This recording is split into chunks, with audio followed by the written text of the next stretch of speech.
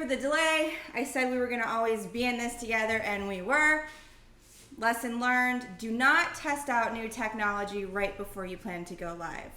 We bought a new camera for you guys to make it a little bit more professional and not just like webcam and me, but alas, it didn't work. So here we are, and we're back. Welcome to the Happy Herbivore Cooking Show. I'm your host, Lindsay Nixon, and today we're making 3 recipes. First, the Meatloaf Bites from my new cookbook, Happy Herbivore Light and Lean. Its official release date is the 3rd of December, but if you are a good Herbie and pre-ordered early, you either have it or it's on your way to you this week. But you're gonna still, regardless, we're gonna make Meatloaf Bites from it today. And I asked the Herbies on Facebook this week what their favorite Happy Herbivore recipe is. And if you know me at all, you know I love gravy, and I sometimes treat it as a soup. Shh, don't tell anyone. And you voted for the everyday mushroom gravy from my second book, Everyday Happy Herbivore. So we're gonna make that, and because this is Thanksgiving and we're making gravy, mashed potatoes are happening too. So first, let's go ahead and get started with our Meatloaf Bites, which again, new book, Light and Lean, go get it. So I'm starting with 1 can of kidney beans. I've already drained and rinsed them. And now I'm just gonna go and mash them. Just really mash them so there's no whole beans left. And I'm using a potato masher because we're making mashed potatoes later. But if you don't have a potato masher, a fork is great. And if you're very proficient with your food processor and you won't pulverize it to refried bean consistency, use that. Me and my food processor, we love each other, but I look away, I'm like, oh, what am I doing? And then I have refried beans. And you don't want refried bean consistency here. You want a mashed bean, bean parts still being left. So, funny story about this recipe. I took out what I thought was corn from the freezer, and it was mixed vegetables. But once something comes out of the freezer and it thaws, it doesn't go back in. So, mother necessity invention, whatever that saying is, that's how these Meatloaf Bites came to be. It's how I rescued my accidentally thawed mixed vegetables. Alrighty. So, you can see, beans don't slide like last time with the pad thai. They're all kind of mushed up, but you can still kind of tell it was a kidney bean. All right. Woo.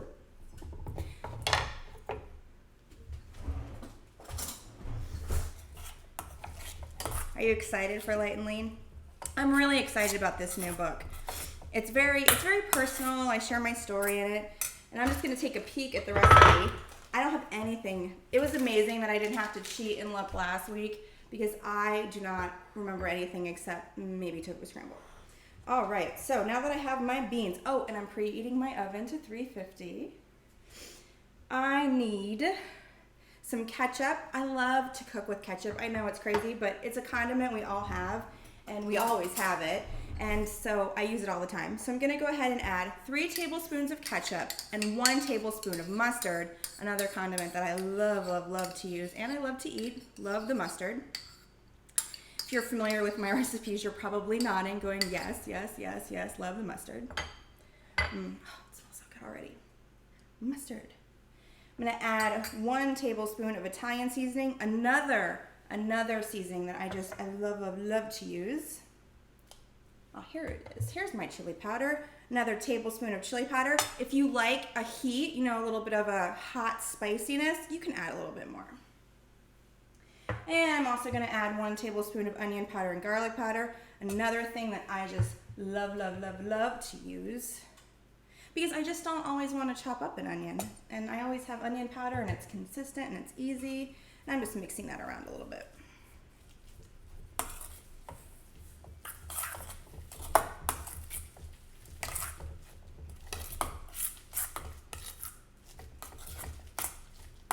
All right, next, my vegetables. And I'm just using, your average, normal, everyday blend. It's got peas and carrots and green beans. That's kind of standard blend we all grew up with. Wait, what else am I missing? Oh, yes, some vegan Worcestershire sauce. I probably didn't say that right. Just a tiny little bit, about a teaspoon. And all of my cookbooks have a recipe for making it yourself at home. And it's just from, basic ingredients we all have. So if you can't find a vegan one, because sometimes they have anchovies in them, no biggie, you can make it yourself. It lasts forever. And finally, some oats. Another ingredient I just love to use. Oh, it smells so good already. 6 tablespoons of oats. I actually had to make my oats. So I'm using instant oats in this recipe, and if you don't have instant oats on hand, which is what happened to me today, you can take your regular rolled oats that you use for your oatmeal and just pulse them a few times in a food processor or a blender if that's all you've got. So 6 tablespoons here, and I'm just gonna mix it in, make sure it's all evenly distributed. Then it goes in my muffin tins and it goes right in the oven. And these guys, oh, it's so great. So first of all, these are bites. They're bites. It's not like a big meatloaf. So the great thing there is, one, is you get nice little portions already measured out for you. 2, kids love it, especially if you put mashed potatoes on top because it looks like a cupcake.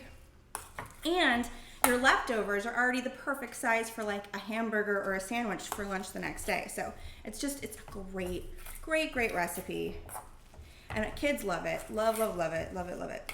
And so do picky husbands. Mine loves it. All right. So here is our batter for our meatloaf bites. And I'm just going to put them straight in my muffin tin. Kitchen safety with the knives first. I'm excited for meatloaf tonight. We'll see if Scott catches me eating when the cameras stop rolling again like last time. Alrighty. So easy, just pop it in there and you can just kind of smush it around with your finger. It doesn't have to be fancy or perfect. We just want to eat. Push it in. Yum. And if your mom had some secret seasoning, I don't know, maybe nutmeg or something, in her meatloaf recipe, add that in. Recipes are just suggestions. Go for it. Make it your own. If you don't like peas, get a blend that doesn't have peas. Just be flexible with your cooking. Except baking. Don't get too flexible with baking, especially with baking powder and baking soda, because it's a little bit of a science experiment. You definitely don't want to get crazy and change any of that. All right. Oh, so easy. Now they're just ready to go in. Take a peek, making sure everybody's looking about the same size so they bake evenly. Yeah, we're looking great. So there's our meatloaf bites. They're getting ready to go in. I'm gonna bake them for about 20 minutes. Hopefully they'll be finished in time before I'm done shooting. Otherwise I'll just do a picture. All right. I need some TV movie magic where someone comes out like poof and they're done. But then we wouldn't be here together cooking. All right. So now I'm gonna move on to, should I do the gravy or the mashed potatoes? We'll do the gravy. Yum, yum, yum, yum, gravy. So gravy is my favorite condiment. I don't know, is it a condiment, a sauce? I love gravy. So first we're gonna start with some mushrooms. And the great thing about this recipe is it's flexible in that you can use brown mushrooms, which is what I'm using, or white mushrooms. So whatever mushrooms you have, it will work with this recipe. Here's my knife.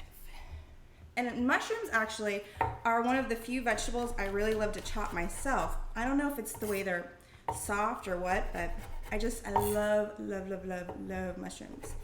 And while I'm chopping my mushrooms, I don't know if my husband can hear me. Scott, let's see if you guys have any questions. Because now would be a good time while I'm chopping up these mushrooms and waiting for my meatloaf to cook. He must not hear me. Maybe he'll come down, because he's watching me in another room to keep our pugs entertained. Otherwise, they would just be crying because I'm not giving them any of this delicious food as I'm cooking.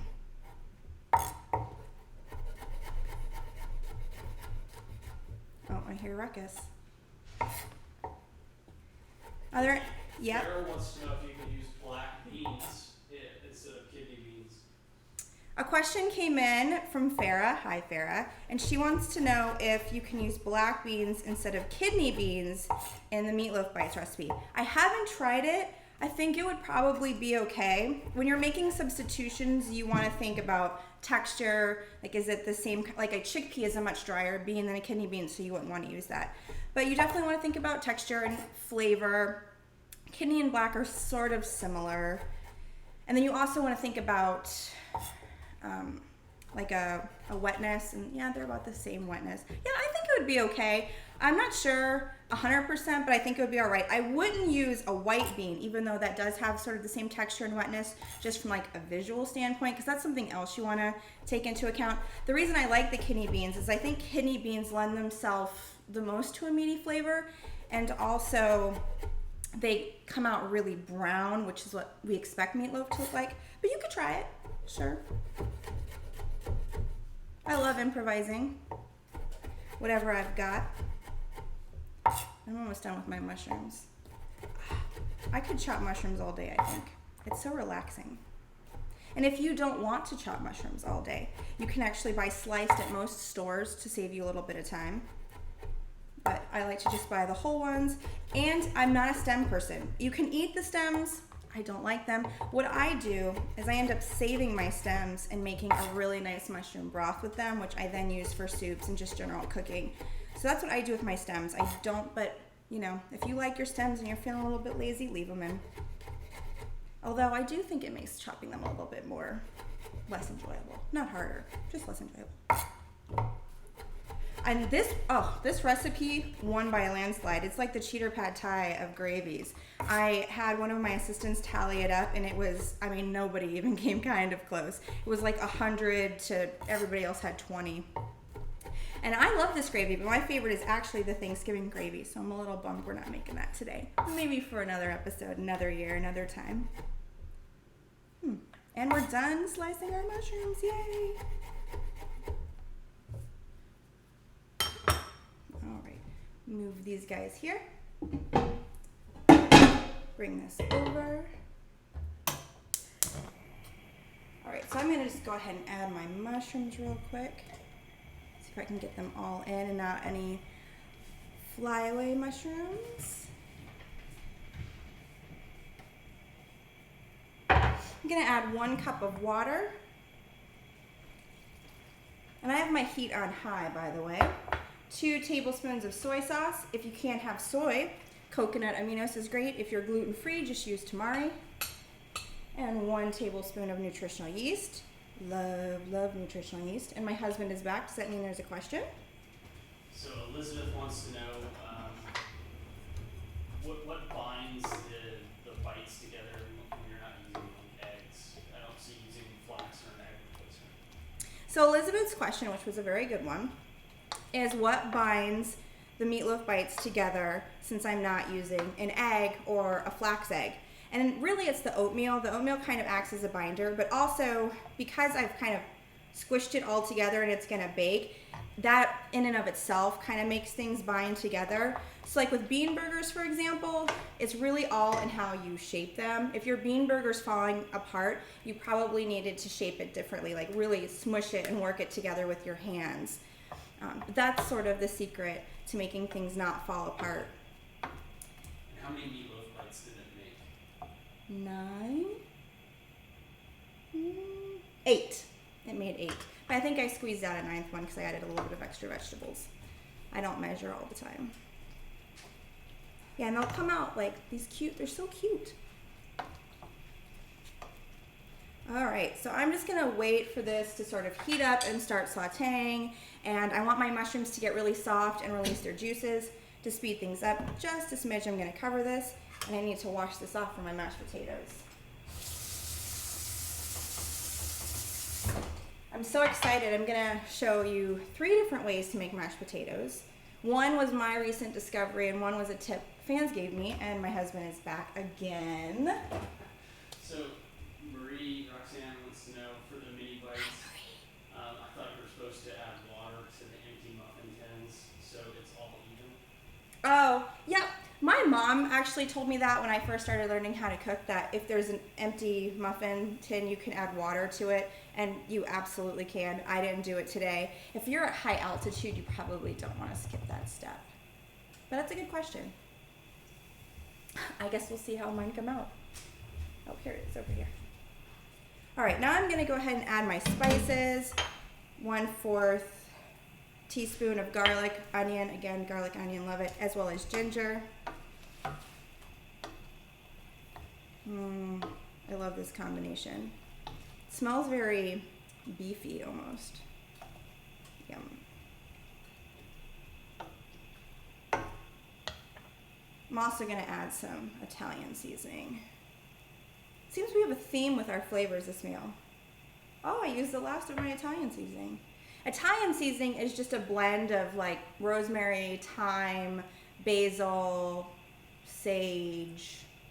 I'm probably missing another one. Basically all of the green herbs you know and love. So if you don't have Italian seasoning, you could just add a dash of all the green herbs you've got and that'll work too. Like I said, cooking is really supposed to be flexible.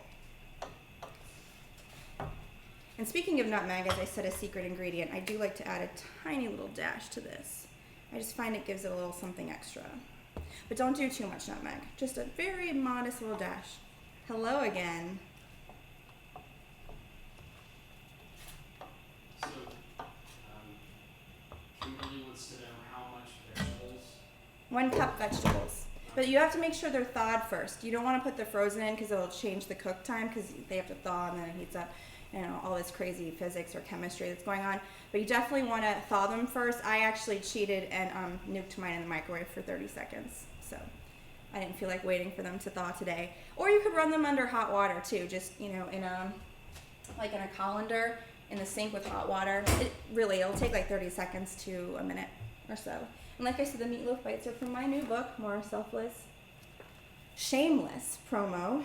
I'm so excited for this book to come out. Yum.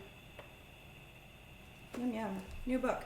And the mushroom gravy, as I mentioned, it was my second book, Everyday Happy Herbivore. I've written 4 now. This is from my second one. And I love this. Actually, I think, yeah, see, look, it opens right to the page. That's how often we make it. The great thing about this gravy is it really can pull a meal together. I've put it over grains, beans, did I say grains? Grains, greens, beans. I mean, many a nights our dinner is like rice, chickpeas, kale, and this gravy. But it's so good, and it really, like I said, it pulls it all together. It's so yummy. So yummy. Yum, yum, yum. All right, so while I'm still waiting for my mushrooms to become soft and brown and really juicy. I'm gonna go ahead and bring over my 1/2 cup of non-dairy milk. I'm using non-fat soy milk plain, but I also like unsweetened almond. Really, with non-dairy milk, just find one that you like and use it consistently. Just that's my thing, because we all have sort of different tastes, and try different brands. There's some almond milks I like, some almond brands I don't, some soy brands I like, some I don't. It's very much a personal preference. So I'm gonna just mix in 1 tablespoon of nutritional yeast into my non-dairy milk. And I'm also going to add my cornstarch, and about 2 tablespoons. The cornstarch actually is what's going to thicken my gravy. Oh, look at you go. Oh yeah, we're cooking now. So I'm gonna reduce this to low. My mushrooms are really starting to get soft and brown. And you smell so good. Can't wait to eat this. That's beautiful. Oh, so nice. Oh, it smells so good. Yes. All right, shake a little bit more. As soon as I really like to cook my mushrooms. I want them to be very, very soft. If you like a little harder mushroom, you can cook less. But once my mushrooms are exactly where I like them, I'm gonna go ahead and add this mixture, which is non-dairy milk, the remaining nutritional yeast, and some cornstarch. Little trick about cornstarch or flour, if you're using flour as a thickener, is you want to mix it with a cold liquid, whether it's water, or here I'm using non-dairy milk. You can't just like dump it straight into your gravy or it'll clump and it's not a pretty picture or a happy ending for your gravy. Just make sure you really whisk it good so it's not clumpy. Nope, not forgetting anything. Oh, yes I am. Black pepper, can't talk. Black pepper. My sister, are you watching, Courtney, is sadly allergic to black pepper. She doesn't mind, but I love black pepper. And I don't use it as much anymore because I'm always mindful that my sister might be eating. Okay, so here we go.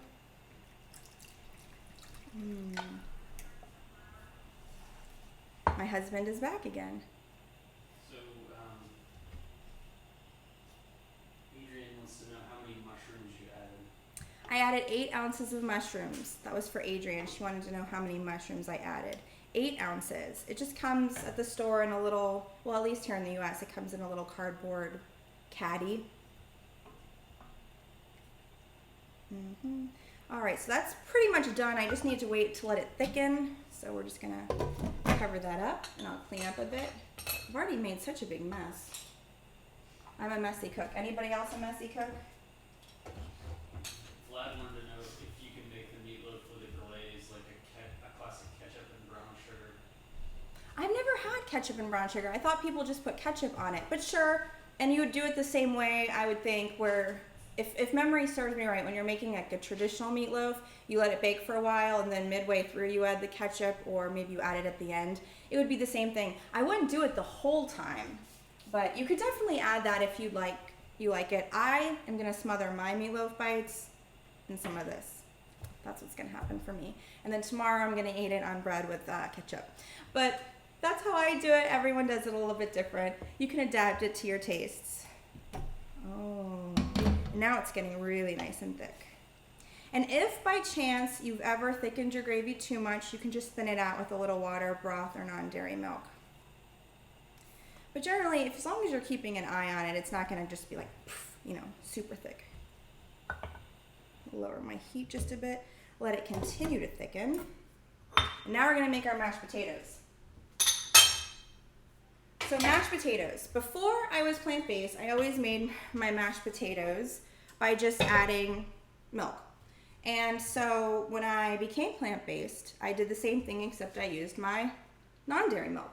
And that works perfect. It works great. So potato masher. I'm actually using red potatoes today in case you're curious what I'm using. So that's what I did. I just added the non-dairy milk plus some salt and pepper. Then a few weeks ago, my in-laws were visiting, and because we can't be together on Thanksgiving, in a couple of days, I had a little bit of a Thanksgiving, kind of a mini Thanksgiving with them their last night here. And so I'd made all this food and I was getting ready to do my mashed potatoes at the very end so they were warm. And I realized I was totally out of non-dairy milk. I didn't have it anywhere. Usually I have it's like a whole extra bit in my pantry, but I had just gone through everything. And I was like, well, I guess I could make rice milk because that's really easy to do. Another video, another day. But I really didn't have the time to do that either. And I was like, but I can't have Thanksgiving without mashed potatoes. And so on a whim, I decided to use vegetable broth instead of non-dairy milk to make my mashed potatoes. Game changer. Oh my God, they were so good. Loved it. I just loved using, which that's what I'm gonna do today. I'm gonna use vegetable broth. Loved using vegetable broths to make my mashed potatoes. And it really adds a nice flavor to them. So anyway, I posted this snafu / wonderful discovery on Happy Herbivore's Facebook page, and tons of people said they do the same thing, and even more people said that they use the cooking water, like the water from when you cook your potatoes, you boil them, and that it made this huge difference. I still haven't tried that. I'm going to. I pressure cook my potatoes, so there really isn't a cooking water to use. But that's 3 different ways that you can make healthy mashed potatoes that are really flavorful and really creamy. It's non-dairy milk, vegetable broth, or the actual cooking water. And I love the idea of using the cooking water. All right. So I've already mashed up my potatoes. Really nice. Also, if you're not going to be drowning your mashed potatoes, so I'm not going to flavor mine up a whole bunch because I'm going to put a whole bunch of gravy on them. But other things you can do is, again, go back to that onion powder and garlic powder. Love it. Just keep adding it to taste, as much as you like if you want a garlicky potato or one with a hint of onion. Another thing you can do, and I love, love, love to do this, Dijon mustard. I mean, I told you guys I like mustard, but seriously, I know it sounds gross, but Dijon mustard in mashed potatoes, so good. It's amazing. Also, nutritional yeast, another great thing, especially with the vegetable broth. Vegetable broth and nutritional yeast really makes a nice mashed potato. So I'm just gonna add a little bit to mine. And I actually had friends over for dinner last night and made my vegetable broth mashed potatoes, and nobody missed a beat. They all were like, these are so good. And if you have beaters, you know, like electric beaters, you can make your mashed potatoes that way. I am using a potato masher because when I make them with electric beaters, I end up with paste. So I guess I need to practice a little I don't know, scaling it back. I'm a little over the top with my beaters, I guess. I'm like, ooh, it's fun. And then I have paste. Yum. Everything is smelling so good. How are my meatloaf bites doing? Oh, 2 minutes to go. Awesome timing. Happier before. Win. Any other questions? Because I'm almost done.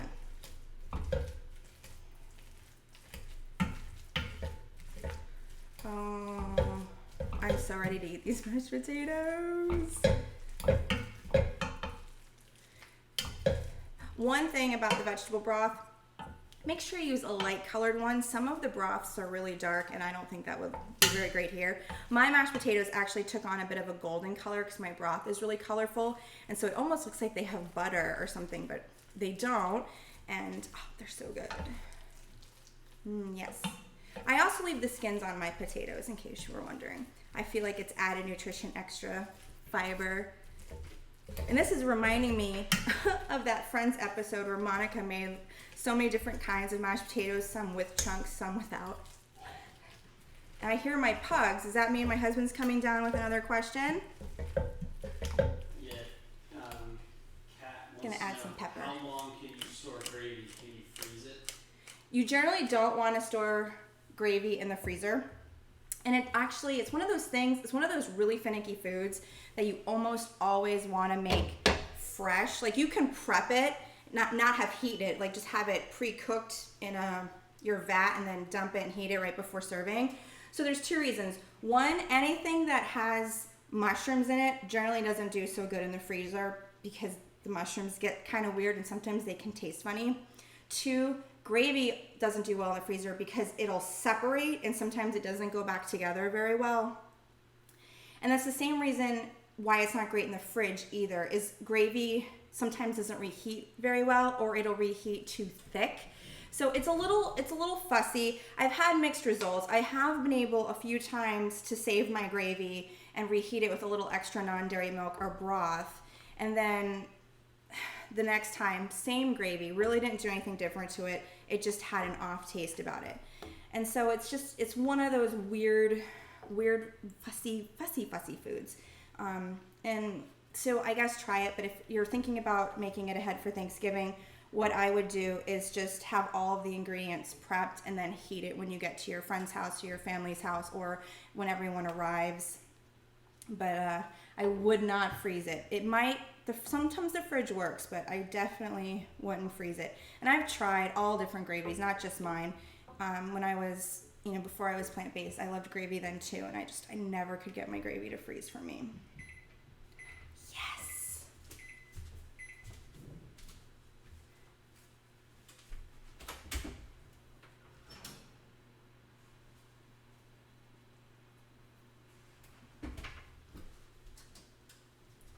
Ooh, my meatloaf bites.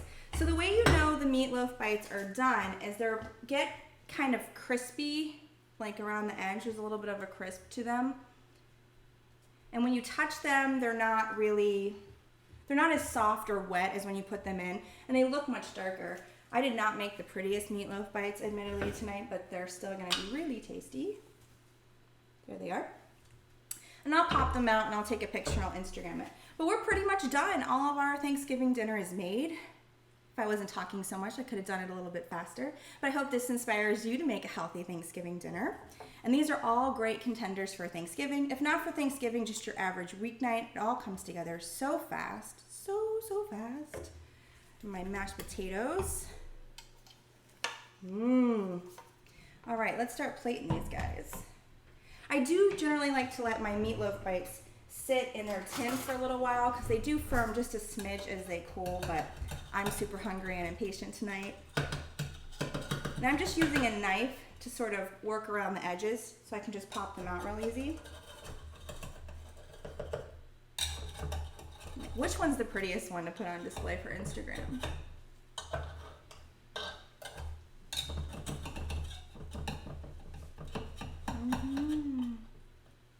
Yeah, you're back again. Tofu Junkie wants to know. Tofu Junkie, that's a name. I love it. Tofu Junkie wants to know if everybody can come over to our house for Thanksgiving instead of cooking for themselves. Yes, you're welcome. No, my house is not big enough for, I think, all the Herbies, but maybe someday we'll have a big bash.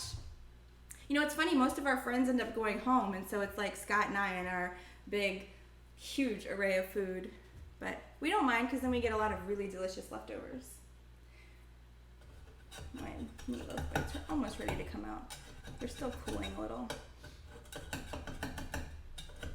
So Buzz RN said that she went plant-based a year ago today.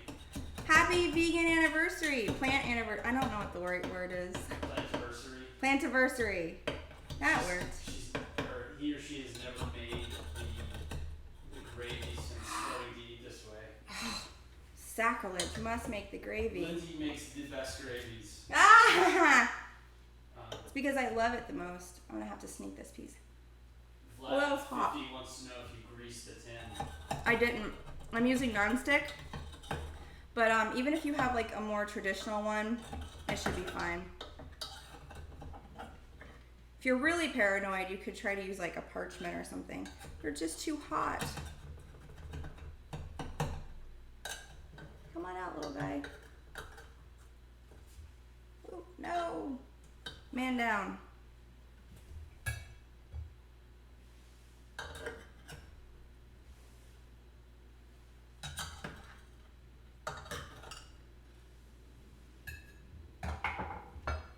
See, they're coming out in like my nice little cute cups. All right, what's next? Ooh, yeah. In the picture in Light and Lean, I think I actually have ketchup on top of those for the person who is asking about ketchup. I'm gonna need a lot of mashed potatoes.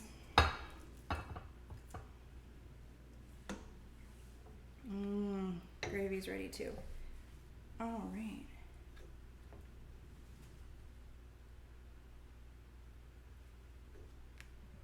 I have to put some kale on my plate to go with all this. Everything's so steamy because it's all fresh and ready, hot off the stove. Are you excited to eat this, babe? Yes. I can hear the pugs howling. They're like, I smell carrots. There's something for me. Oh, so here is my final. No, too scared to do it. My final, I'm going to take a picture with my phone. So that's it. Another live cooking show under our belt. Yes. I'll post a picture to this in a second. It's still a little too steamy. And like I said, the recipes are in my new book.